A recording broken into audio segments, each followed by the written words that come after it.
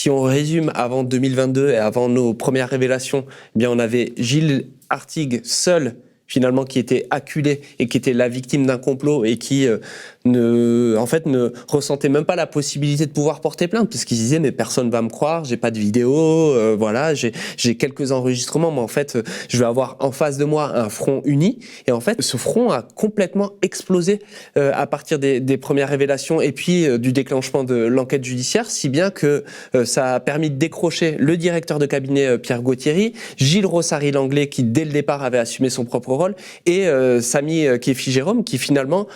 forme un camp finalement tout à fait cohérent dans le récit de ce qui s'est passé face à Gaël Perriot qui se retrouve tout seul. Moi j'ai une crainte à l'aune de l'ouverture du procès qui va être médiatisé, c'est très par ailleurs très attractif pour les télévisions, les radios, il y a des enregistrements, etc. C'est qu'on résume cette affaire ou qu'on en fasse une forme de fait divers en réalité,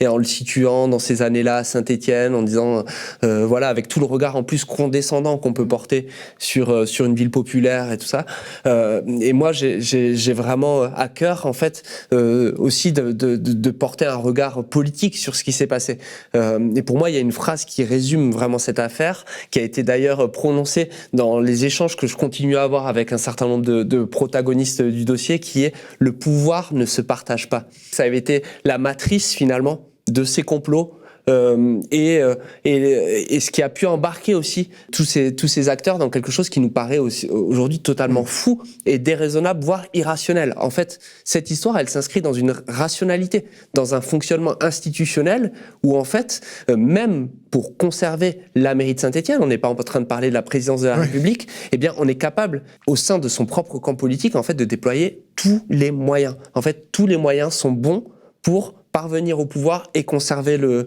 pouvoir. Et ça, je pense que c'est une leçon d'analyse et de décryptage du fonctionnement de nos institutions, du rapport à la vérité, à l'éthique en politique, qu'il est extrêmement important pour moi d'analyser au-delà même de Saint-Étienne. Mediapart.